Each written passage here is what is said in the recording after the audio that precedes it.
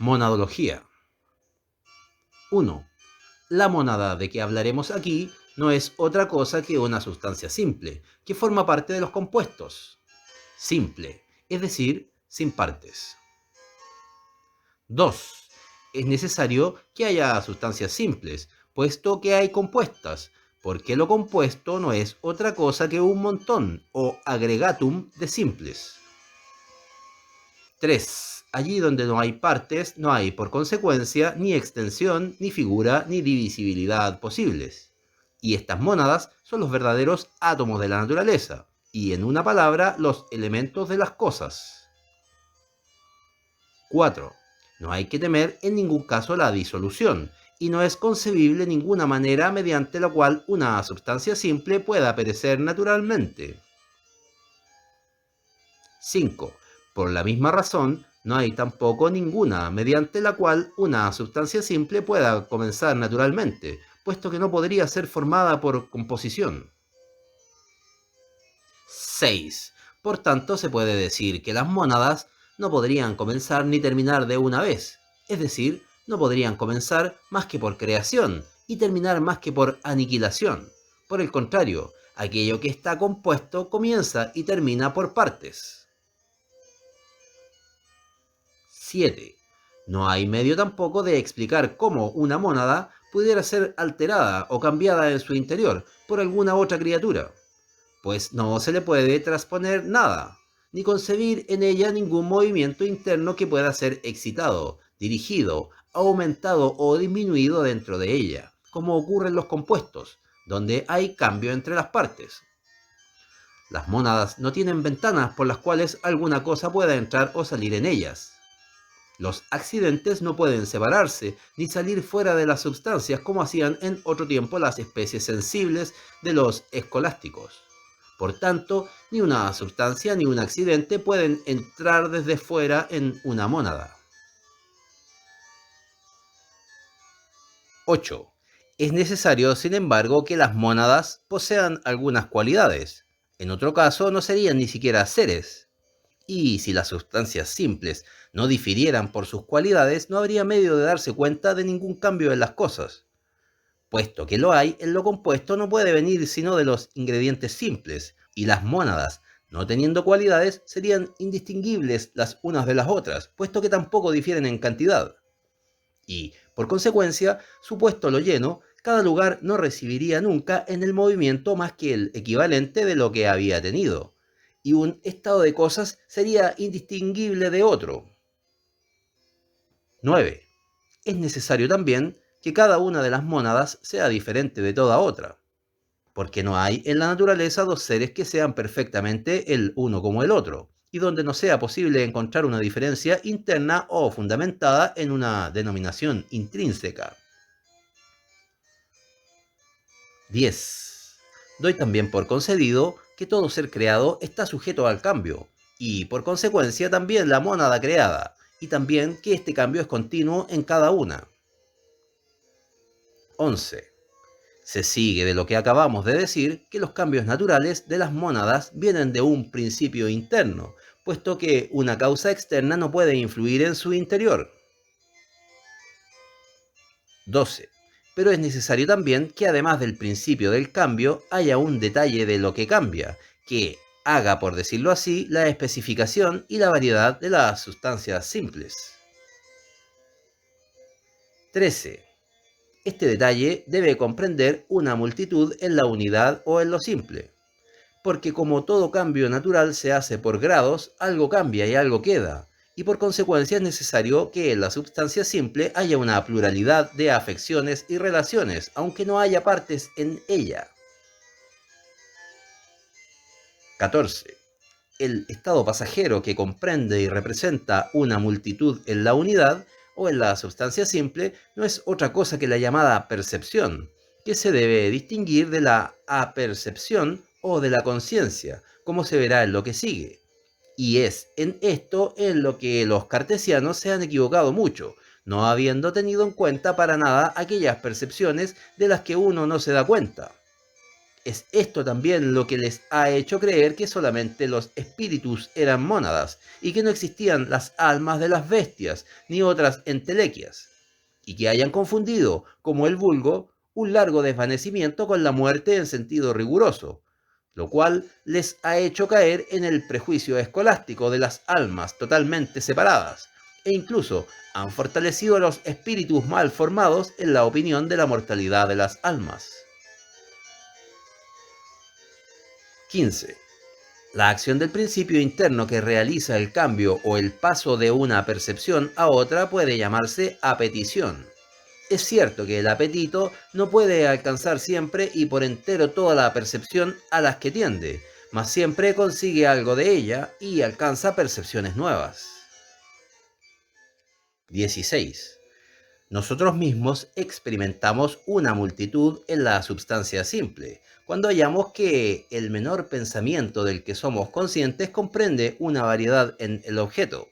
Por tanto, todos aquellos que reconocen que el alma es una substancia simple deben reconocer esta multitud en la mónada, y Monsieur Bayle no debería hallar ahí ninguna dificultad, como ha hecho en su diccionario artículo Rorarius.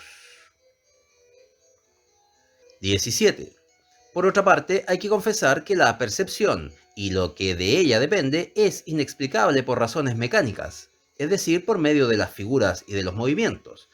Y si se imagina que existe una máquina cuya estructura haga pensar, sentir, tener percepción, se le podrá concebir agrandada conservando las mismas proporciones, de tal manera que se pueda entrar en ella como si fuera un molino. Supuesto esto, se hallarán visitándola por dentro más que piezas que se impulsan las unas a las otras y nunca nada con que explicar una percepción. Por tanto, es en la substancia simple y no en la compuesta o en la máquina donde es necesario buscarla. Por tanto, en la substancia simple no puede hallarse más que eso, es decir, las percepciones y sus cambios. Y también solo en esto es en lo que pueden consistir todas las acciones internas de las sustancias simples. 18. Se podría dar el nombre de entelequias a todas las sustancias simples, o mónadas creadas, porque tienen en sí mismas una cierta perfección. Hay en ellas una suficiencia que las convierte en fuentes de sus acciones internas, y por decirlo así, en autómatas incorpóreos. 19. Si queremos llamar alma a todo lo que tiene percepciones y apetitos en el sentido general que acabo de explicar, todas las sustancias simples o mónadas creadas podrían ser llamadas almas. Pero como el sentimiento es algo más que una simple percepción, concedo que el nombre general de mónadas y de entelequias basta para las sustancias simples que no tengan sino eso, y que se llama almas solamente a aquellas cuya percepción es más distinta y está acompañada de memoria.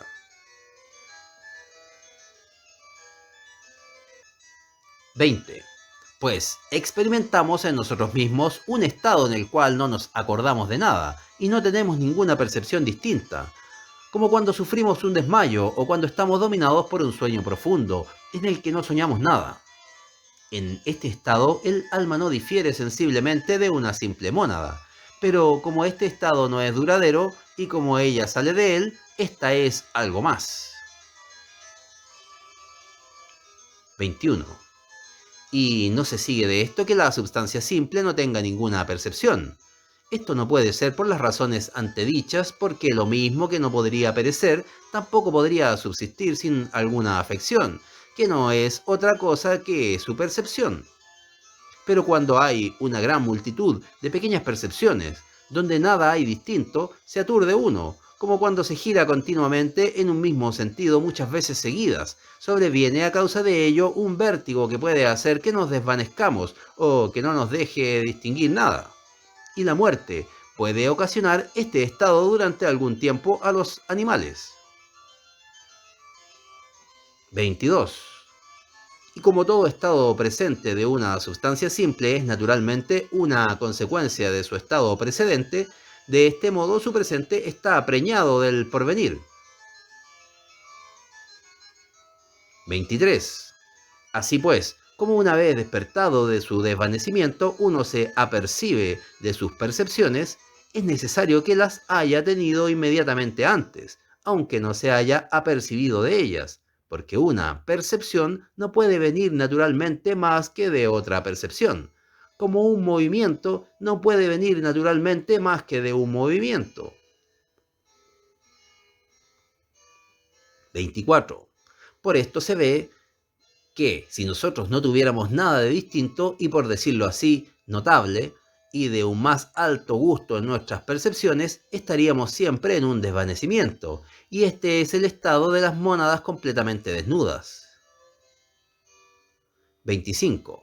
También vemos que la naturaleza ha dado percepciones elevadas a los animales, gracias a los cuidados que se ha tomado para dotarles de órganos que recojan varios rayos de luz o varias ondulaciones de aire para hacerles tener más eficacia por medio de su unión. Hay algo de parecido en el olor, en el gusto y en el tacto, y tal vez en muchos otros sentidos que desconocemos. Y explicaré después cómo lo que ocurre en el alma representa lo que se hace en los órganos. 26. La memoria suministra a las almas una especie de consecuencia, que imita a la razón, pero que debe distinguirse de ella. Por esto vemos que los animales que tienen la percepción de alguna cosa que les hiere y de la que han tenido antes una percepción semejante, esperan por la representación de su memoria aquello que está unido a la percepción precedente y son dominados por sentimientos semejantes a los que habían experimentado antes.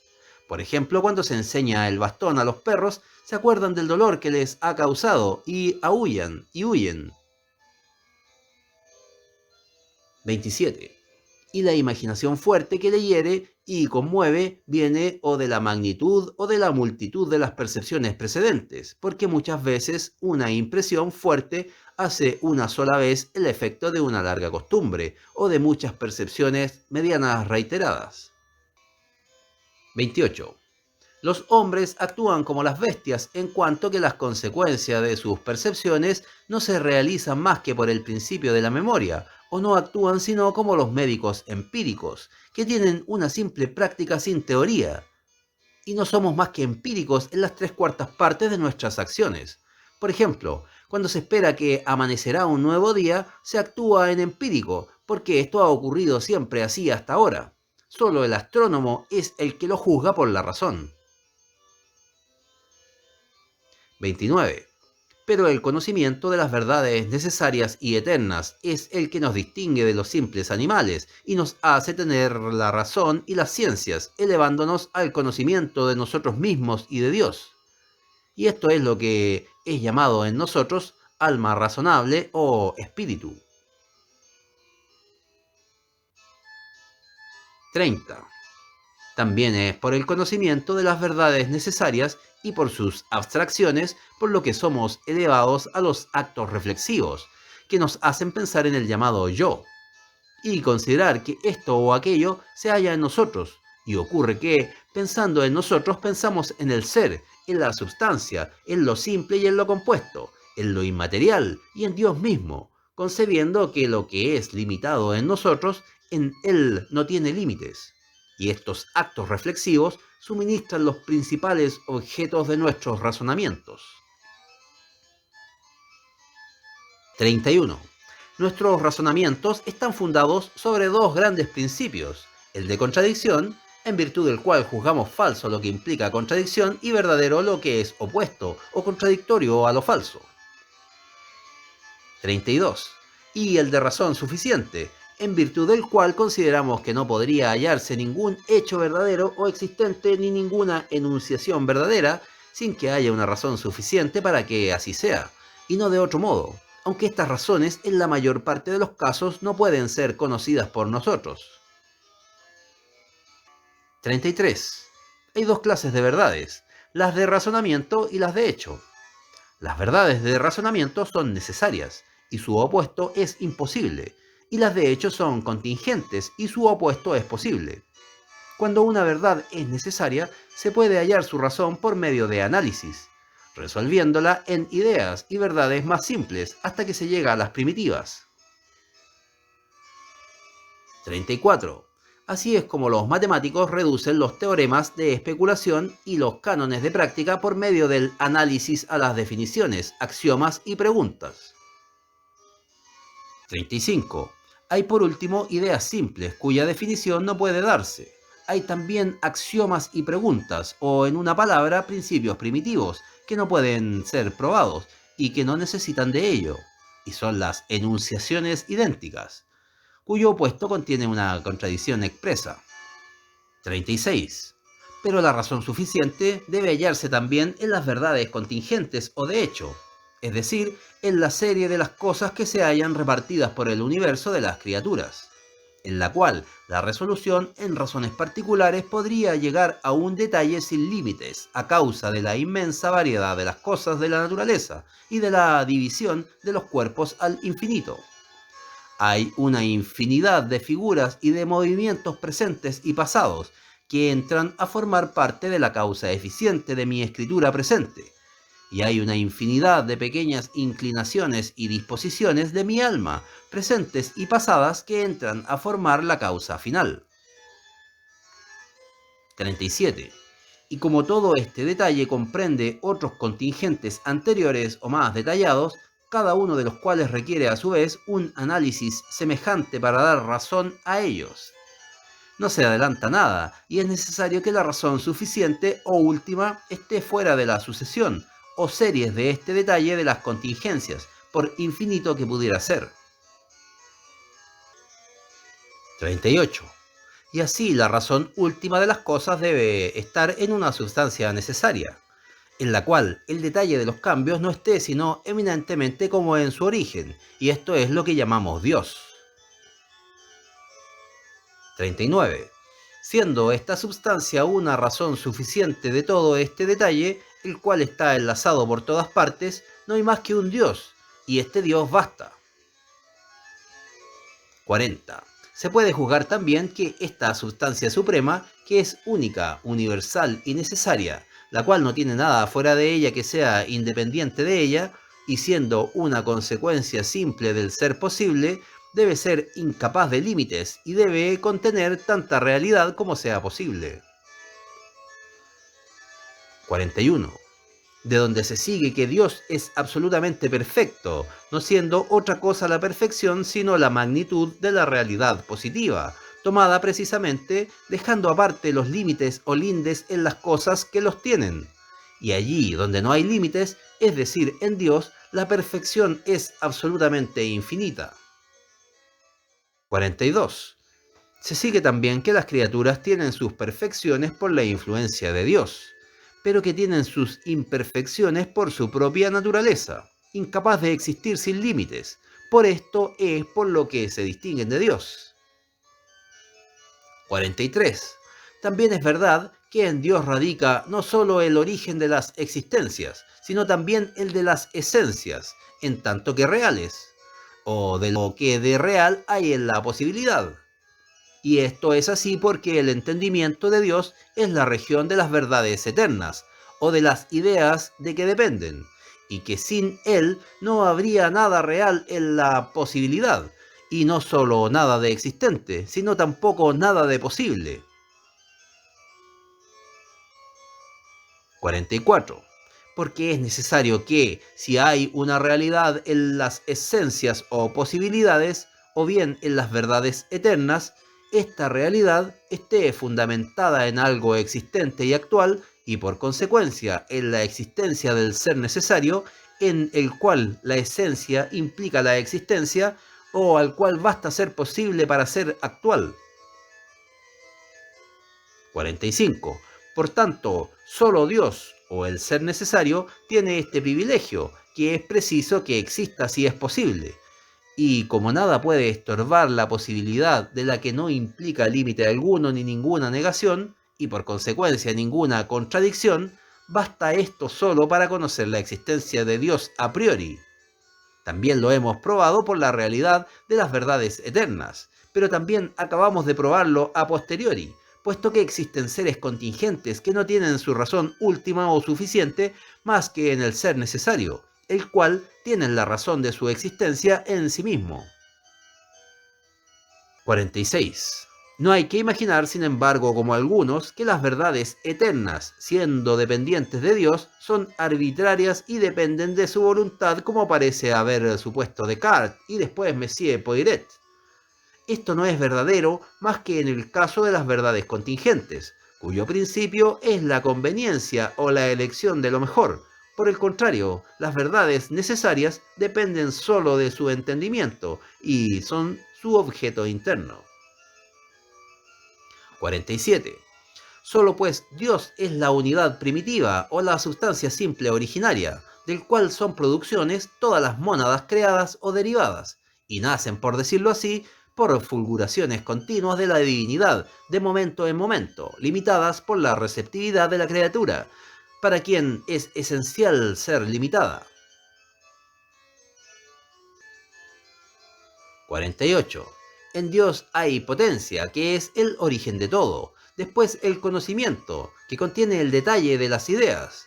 Y por último la voluntad, que realiza los cambios o producciones según el principio de lo mejor. Y esto es lo que corresponde a lo que en las mónadas creadas realiza el sujeto o base, la facultad perceptiva y la facultad apetitiva. Pero en Dios estos atributos son absolutamente infinitos o perfectos, y en las mónadas creadas o en las entelequias o perfectiavis, como tradujo Hermolao Bárbaro esta palabra, no son sino sus imitaciones, según la perfección que tienen. 49. Se dice que la criatura actúa exteriormente en tanto que tiene perfección. Por el contrario, se dice que padece en tanto que es imperfecta, por lo cual se atribuye la acción a la mónada, en tanto que tiene percepciones distintas, y la pasión en tanto que las tiene confusas. 50. Y una criatura es más perfecta que otra cuando se halla en ella algo que valga para dar razón de lo que ocurre en la otra, y es por esto por lo que se dice que actúa sobre la otra. 51. Pero en las sustancias simples no hay sino una influencia ideal de una mónada sobre otra, la cual no puede tener su efecto más que por la intervención de Dios, en tanto que en las ideas de Dios una mónada pide con razón que Dios, al regularlas otras desde el comienzo de las cosas, la tenga en cuenta. Porque como una mónada creada no puede tener influencia física sobre el interior de otra, solo por este medio una puede ser dependiente de otra. 52. Por esto ocurre que entre las criaturas las acciones y las pasiones son mutuas, porque Dios, comparando dos sustancias simples, halla en cada una de ellas razones que le obligan a acomodar la una a la otra, y por consecuencia, lo que desde cierto punto de vista es activo, es pasivo si se considera de otro modo. Activo en tanto que lo que se conoce distintamente en o una cosa sirve para dar razón de lo que ocurre en otra, y pasivo en tanto que la razón de lo que pasa en una cosa se halla en lo que se conoce distintamente en otra. 53. Ahora bien, como hay una infinidad de universos posibles en las ideas de Dios, y como no puede existir sino solo uno de ellos, es necesario que exista una razón necesaria de la elección de Dios, la cual le determine a uno antes que a otro. 54. Y esta razón no puede encontrarse más que en la conveniencia o en los grados de perfección que estos mundos contienen, pues cada posible tiene derecho a pretender la existencia en la medida de la perfección que comprende. 55. Y esta es la causa de la existencia del mejor, que la sabiduría hace conocer a Dios, su bondad le hace elegirlo y su potencia le hace producirlo. 56. Ahora bien, este enlace o acomodamiento de todas las cosas creadas a cada una y de cada una a todas las demás hace que cada sustancia simple tenga relaciones que expresen todas las demás, y que ella sea por consiguiente un espejo viviente y perpetuo del universo. 57. Y como una misma ciudad contemplada desde diferentes lugares parece diferente por completo, y se multiplica según las perspectivas, ocurre igualmente que, debido a la multitud infinita de sustancias simples, hay como otros tantos diferentes universos, que no son, empero, sino las perspectivas de uno solo, según los diferentes puntos de vista de cada mónada. 58. Y ese es el medio de conseguir tanta variedad como es posible, pero con el más grande orden que se pueda, es decir, es el medio de obtener tanta perfección como posible sea. 59. Por tanto, solamente esta hipótesis, que me atrevo a considerar como demostrada, es la que realza como es debido la grandeza de Dios. Esto lo reconoció Messier Bayle cuando en su diccionario, artículo Rorarius, le hizo objeciones, en las cuales estuvo incluso tentado a creer que yo concedía demasiado a Dios, y más de lo que es posible, pero no pudo alegar ninguna razón para probar que esta armonía universal que hace que toda sustancia exprese exactamente a todas las demás por las relaciones que tiene con ellas sea imposible. 60.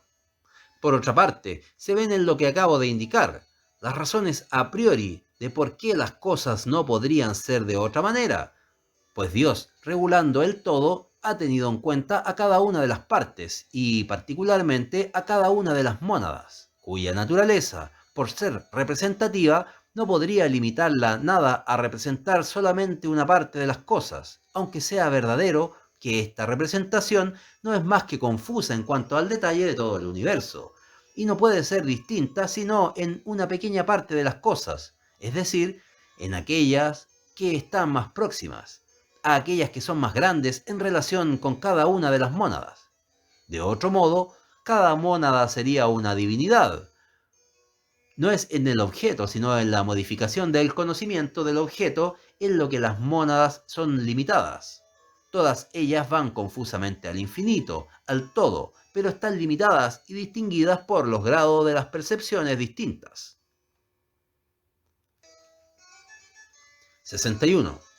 Y los compuestos están en esto de acuerdo con los simples, porque como todo está lleno, lo que hace que toda la materia esté ligada, y como en lo lleno todo movimiento produce algún efecto sobre los cuerpos distantes, a medida de la distancia, de tal manera que cada cuerpo está afectando no solamente por aquellos que le tocan, y no solo se resienten de algún modo por lo que les sucede a estos, sino que también por medio de ellos se resiente de los que tocan a los primeros, por los cuales es tocado inmediatamente.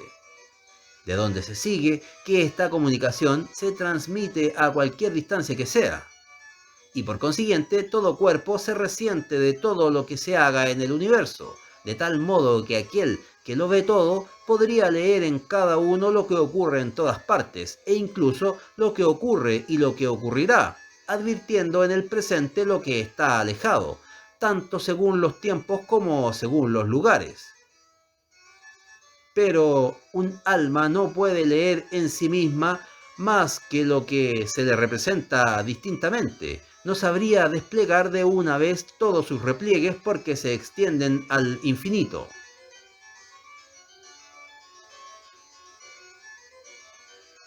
62.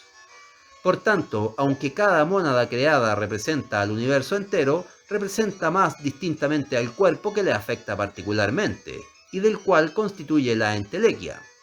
Y como este cuerpo expresa todo el universo por la conexión de toda la materia en lo lleno, el alma representa, por consiguiente, todo el universo al representar al cuerpo que le pertenece de una manera particular. 63. El cuerpo que pertenece a una mónada, la cual es su entelequia o alma, constituye con la entelequia lo que puede ser llamado un viviente y con el alma lo que se llama un animal. Ahora bien, el cuerpo de un viviente o de un animal es en todos los casos orgánico, pues siendo toda mónada un espejo del universo, a su modo y estando regulado el universo dentro de un orden perfecto, es necesario que haya también un orden en el representante, es decir, en las percepciones del alma, y por consecuencia en el cuerpo según el cual el universo es representado. 64. Por tanto, cada cuerpo orgánico de un viviente es una especie de máquina divina o de autómata natural. que sobrepasa infinitamente a todos los autómatas artificiales, porque una máquina hecha por el arte del hombre no es máquina en cada una de sus partes. Por ejemplo, el diente de una rueda de hierro tiene partes o fragmentos que no son para nosotros nada artificial y no tienen nada que indique a la máquina en relación al uso al que la rueda está destinada. Pero las máquinas de la naturaleza, es decir, los cuerpos vivos, son, sin embargo, máquinas en sus menores partes hasta el infinito. Esto es lo que constituye la diferencia entre la naturaleza y el arte, es decir, entre el arte divino y el nuestro. 65. Y el autor de la naturaleza ha podido llevar a cabo este artificio divino e infinitamente maravilloso porque cada porción de la materia no es solamente divisible hasta el infinito, como reconocieron los antiguos, sino que incluso cada una de las partes está subdividida actualmente y sin fin en partes, cada una de las cuales tiene su propio movimiento. De otra manera sería imposible que cada porción de la materia pudiera expresar todo el universo. 66. Por donde se ve hay un mundo de criaturas, de vivientes, de animales, de entelequias, de almas en la más pequeña porción de la materia. 67. Cada porción de la materia puede ser concebida como un jardín lleno de plantas y como un estanque lleno de peces. Pero cada rama de la planta, cada miembro del animal, cada gota de sus humores es a su vez un jardín o un estanque semejante. 68. Y aunque la tierra y el aire interpuestos entre las plantas del jardín o el agua interpuesta entre los peces del estanque no sean ni la planta ni pez, contienen sin embargo peces y plantas, aunque frecuentemente sean de una sutilidad imperceptible para nosotros. 69. Por tanto, no hay nada de inculto, de estéril o de muerto en el universo, nada de caos, nada de confusiones, sino solo apariencia de ellos, poco más o menos como parecería en un estanque a una cierta distancia, desde la cual se vería un movimiento confuso y un hormigueo, por decirlo así, de los peces en el estanque, sin discernir los peces mismos. 70. Por esto se ve que cada cuerpo viviente tiene una entelequia dominante, que es el alma del animal. Pero los miembros de este cuerpo viviente están llenos de otros vivientes, plantas, animales, cada uno de los cuales tiene a su vez su entelequia o su alma dominante. 71. Pero no es necesario imaginar con algunos que han interpretado mal mi pensamiento que cada alma tiene una masa o porción de materia propia y asignada a ella para siempre, y que ella por consecuencia posee otros vivientes inferiores, destinados siempre a su servicio, porque todos los cuerpos están en un flujo perpetuo como los ríos, y las partes entran y salen en ellos continuamente. 72. Por tanto, el alma no cambia de cuerpo, sino poco a poco y por grados, de tal manera que nunca se ve despojada de pronto de todos sus órganos, y hay frecuentemente metamorfosis en los animales, pero nunca una metempsicosis ni transmigración de las almas. No hay tampoco almas separadas por completo, ni genios sin cuerpo, solo Dios está enteramente desprovisto de él. 73. También es esto lo que hace que no haya nunca ni generación entera ni muerte perfecta, en el sentido riguroso de la palabra, que consiste en la separación del alma. Lo que llamamos generaciones son desarrollos y acrecentamientos, así como lo que llamamos muertes son envolvimientos y disminuciones. 74. Los filósofos han estado siempre muy apurados en lo que respecta al origen de las formas, entelequias o almas, pero hoy, desde que se ha descubierto mediante investigaciones exactas hechas sobre las plantas, los insectos y los animales, que los cuerpos orgánicos de la naturaleza no son producidos nunca por el caos o la putrefacción, sino en todos los casos por semillas, en las cuales sin duda hay alguna preformación. Se ha juzgado que no solamente el cuerpo orgánico estaba ya allí antes de la concepción, sino incluso un alma en este cuerpo, y, en una palabra, el animal mismo, y que por medio de la concepción este animal solo ha sido preparado para una gran transformación que le convierta en animal de otra especie. Algo parecido a esto se ve, aparte la generación, cuando los gusanos se convierten en moscas y cuando las larvas se convierten en mariposas. 75. Los animales, algunos de los cuales se ven elevados al grado de los mayores animales por medio de la concepción, pueden ser llamados espermáticos, pero entre ellos los que permanecen en su especie, es decir, la mayor parte, nacen, se multiplican y son destruidos igual que los grandes animales, y solo hay un pequeño número de elegidos que pasan a un más grande teatro. 76. Pero esto no era sino la mitad de la verdad. He juzgado, pues, que si el animal no comienza nunca naturalmente, tampoco termina nunca naturalmente, y que no solo no habrá generación, sino tampoco destrucción entera, ni muerte tomada rigurosamente. Y estos razonamientos, hechos a posteriori y sacados de las experiencias, se compadecen perfectamente con mis principios deducidos a priori anteriormente. 77. Se puede decir, por tanto, que no solo el alma, espejo de un universo indestructible, es indestructible, sino también el animal mismo, aunque su máquina perezca frecuentemente en parte y abandone o reciba despojos orgánicos. 78. Estos principios me han proporcionado el medio de explicar naturalmente la unión o la conformidad del alma y del cuerpo orgánico. El alma sigue sus propias leyes, así como el cuerpo las suyas, y se encuentran en virtud de la armonía preestablecida ante todas las sustancias, puesto que todas ellas son representaciones de un mismo universo.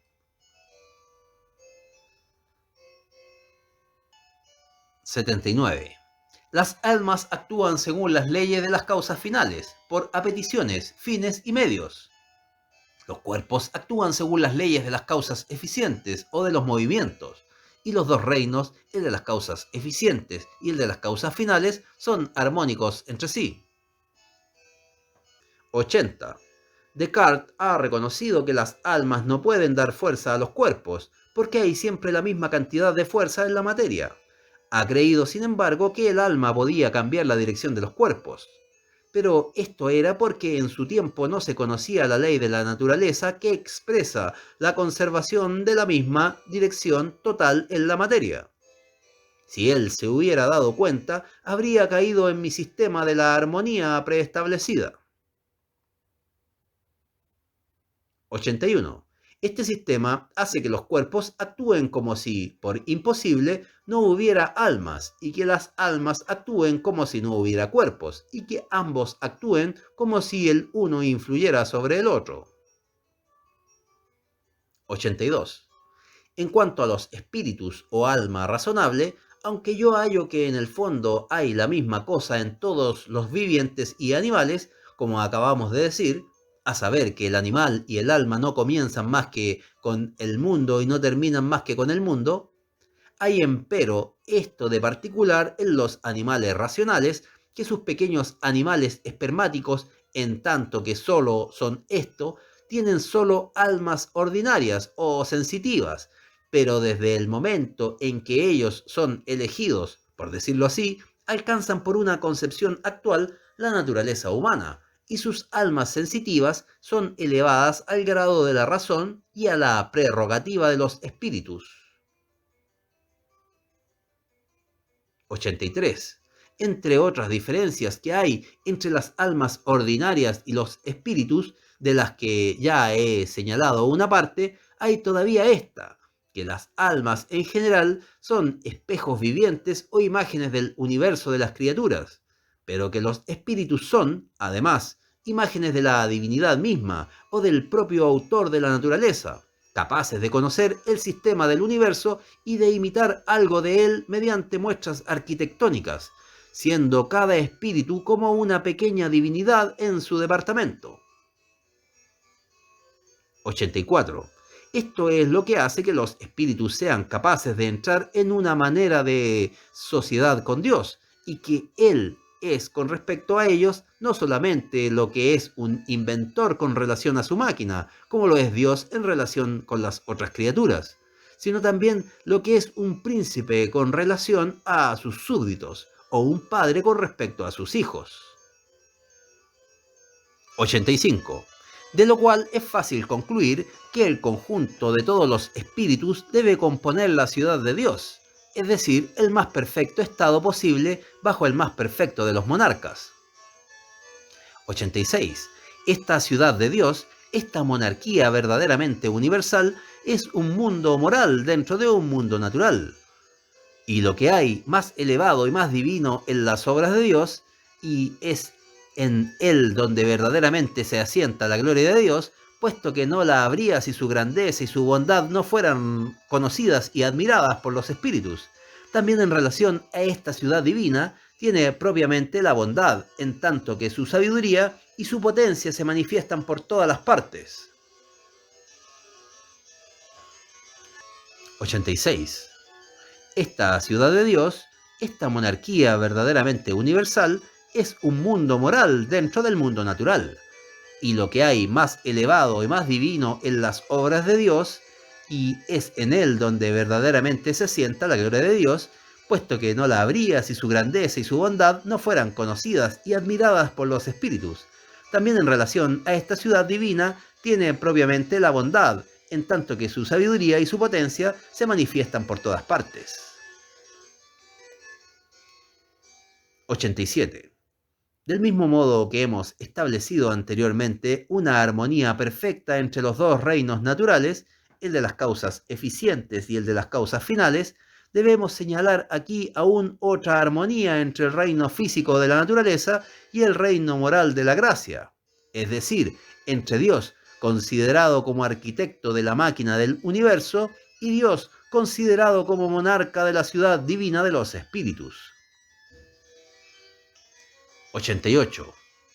Esta armonía hace que las cosas conduzcan a la gracia por los caminos mismos de la naturaleza, y que este globo, por ejemplo, debe ser destruido y reparado por las vías naturales en los momentos en que lo exija el gobierno de los espíritus, para castigo de los unos y recompensa de los otros.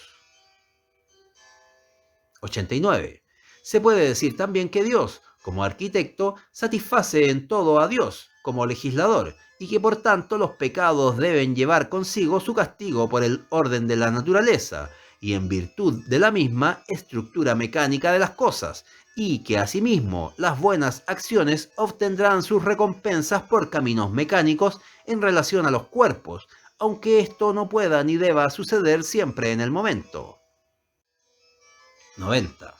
En fin, bajo este gobierno perfecto no habrá ninguna buena acción sin recompensa, ni ninguna mala sin castigo, y todo debe revertir en el bien de los buenos, es decir, de aquellos que no se hallan descontentos de este gran estado, de los que confían en la providencia, después de haber cumplido su deber, y que aman e imitan como es debido al autor de todo bien, gozando con la consideración de sus perfecciones según la naturaleza del puro amor verdadero, que nos hace gozar con la felicidad de lo que se ama.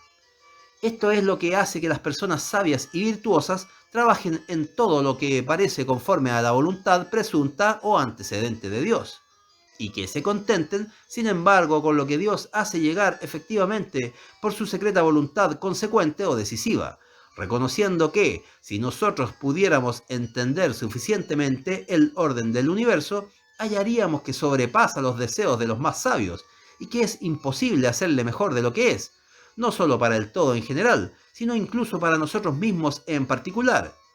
Si nos sometemos, como es debido, al autor de todo, no solo como el arquitecto y a la causa eficiente de nuestro ser, sino también como nuestro maestro y a la causa final, que debe constituir el objeto entero de nuestra voluntad y el único que puede hacer nuestra felicidad.